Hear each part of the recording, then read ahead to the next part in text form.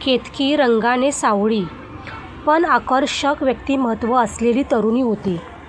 सावित्रीबाई फुले पुणे विद्यापीठातून MA राज्यशास्त्र विषय घेऊन पदव्युत्तर झाली होती. पुण्यात हॉस्टेलला राहणारी केतकी MAचे पेपर देऊन घरी संगमनेरला आली होती. MPSCची परीक्षा देऊन अधिकारी होण्याची तिची इच्छा होती. तशी ती तयारीला लागली. तिच्या घरी मात्र वातावरण फारसे अनुकूल नव्हते.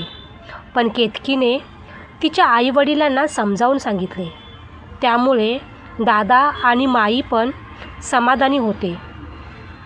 ती दिवसातून 8 तास अभ्यासाला द्यायची. उरलेल्या वेळात आईला मदत करायची. परीक्षा जवळ आली तशी तिने अभ्यासाची गती वाढवली. प्रिलिम्स ती पास झाली. आता मेन्स बाकी होती. मेन्सला 1 महिना बाकी होता. तसा घरात तिच्या लग्नाचा विषय सुरू झाला. केतकीला माहीत होते की आता दादा आणि माईला विरोध करून चालणार नाही. 2-4 स्थळ आले पण तिला पसंत पडले नाही. एक प्राध्यापक असलेल्या मुलाचं स्थळ आलं पण ते खेड्यातलं होतं. मुलगा पुण्याला विद्यापीठात प्राध्यापक होता. दादा आणि माईला वाटले याच्यापेक्षा चांगले स्थळ केतकीला मिळणार नाही. केतकीला त्यांनी सगळी कल्पना दिली. एकत्र कुटुंब शिवाय खेडगाव, फक्त मुलाला चांगली नोकरी आणि तो पुण्यासारख्या शहरात राहणारा, एवढ्याच जमेच्या बाजू. केतकीनेही होकार दिला. लग्न 2 महिन्यांनी करायचे ठरले. केतकी परत मेन्स परीक्षेच्या तयारीला लागली आणि ती परीक्षाही ती पास झाली.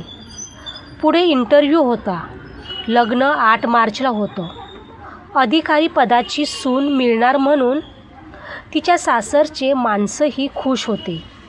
लग्नाची तारीख उजाडली. दादा आणि माईंनी अतिशय थाटामाटात संगमनेरला केतकीचं लग्न केलं. लग्न होऊन केतकी खेड्यात आली. सुरुवातीला काही दिवस तिला तिथे राहावं लागणार होते. लग्नानंतर 8च दिवसात तिचा इंटरव्ह्यू होता. तशी केतकी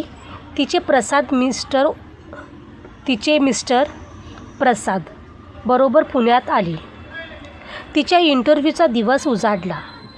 ती आणि प्रसाद 11 वाजता बरोबर पोहोचले.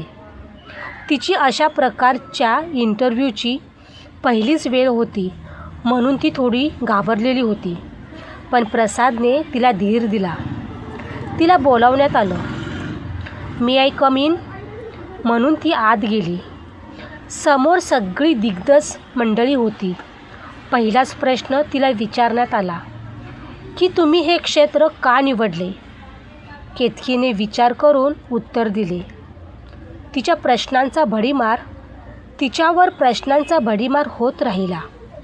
ती पण सफाईदारपणे उत्तर देत राहिली. केतकीने विचारलेल्या सर्व प्रश्नांची उत्तरं चोख दिली.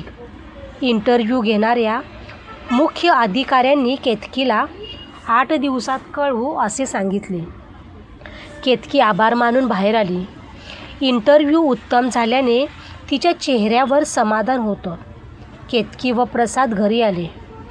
खेड्यातलं वातावरण वेगळं होतं. केतकी तिला जमेल तसं काम करीत होती.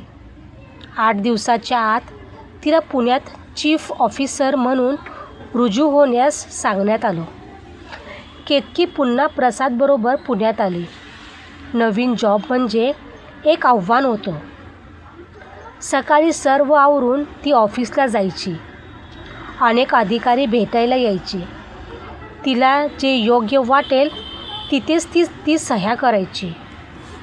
एक दिवस तिचे जेठ अनधिकृत बांधकामाच्या कागदपत्रावर सह्या घेण्यासाठी आले. तिने सह्या करण्यास नकार दिला. तशी त्यांची नस तडकली. तिच्या सासऱ्यांना कळल्यानंतर ते केतकीच्या ऑफिसमध्ये येऊन तावातावाने बोलू लागले. केतकीने त्यांना शांततेने समजावून सांगितले. सुनेने केलेला अपमान त्यांना सहन झाला नाही. घरात तक्रारी चालू झाल्या. एक दिवस प्रसाद तिच्या ऑफिसमध्ये गेला. तिची मीटिंग चालू होती. प्रसादने दारावरच्या शिपायाला हटकले, पण त्याने आत जाऊन देण्यास नकार दिला. प्रसाद चिडला. तसाच रागाने तो आत गेला व रागाच्या भरात त्याने सगळ्या मोठ्या अधिकाऱ्यांसमोर केतकीच्या गालावर जोरात लगावली. केतकी तिच्या कामात मग्न होती, पण झालेला प्रकार तिला रुचला नाही. तिने संतापाचत प्रसादला गेट आऊट केलं. दात ओठ खातच तो बाहेर निघाला. तो निघून गेल्यावर केतकी बराच वेळ पश्चाताप करत राहिली. पुण्यात तिला राहण्यासाठी एक मोठा बंगलाही मिळाला होता. तिने प्रसादलाही तिथे राहण्यास सांगितले, पण त्याने ते ऐकले नाही. झालेल्या प्रकारानंतर केतकी आणि प्रसाद मधील वाद वाढतच गेले. केतकीच्या सासरच्या लोकांनी आगीत तेल ओतण्याचं काम केलं. शेवटी त्यांचा घटस्फोट झाला, पण त्या दरम्यान केतकी प्रेग्नेंट राहिली. 2 वर्षात केतकीची नगरला बदली झाली. छोट्या अनईला घेऊन ती नगरला आली. अनईला तिने पाळणा घरात टाकले. तिची काम करण्याची पद्धत आणि कडक शिस्त यामुळे ती लवकरच लोकप्रिय झाली.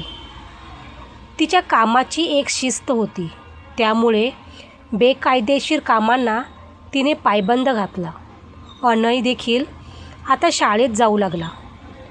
केतकीच्या आई नगरला तिच्यासोबत राहू लागली. इकडे प्रसादच्या वडिलांनी प्रसादचे दुसरे लग्न करून दिले. नवल असे होते की केतकीसारखी मोठी अधिकारी मुलगी आपली सून होणार, असा जो अभिमान प्रसादच्या आईवडिलांना होता तो जास्त काळ टिकला नाही.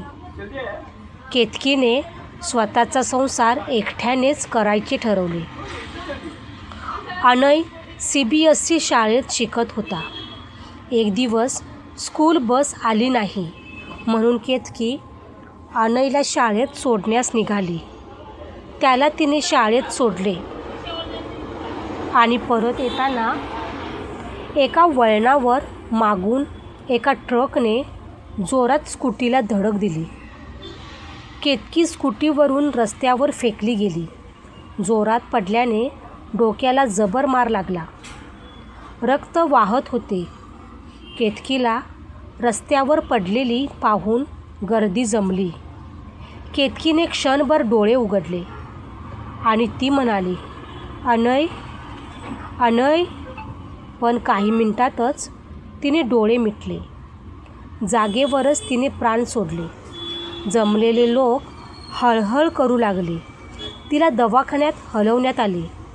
पोस्टमार्टम करून डॉक्टरांनी तिचं प्रेत तिच्या लहान भावाच्या ताब्यात दिलं.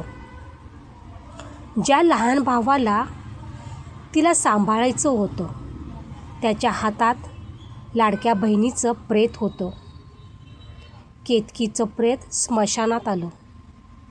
अनईच्या हाताने केतकीला अग्निडाग दिला तेव्हा जमलेल्या महिलांच्या डोळ्यात अश्रू होते. धन्यवाद.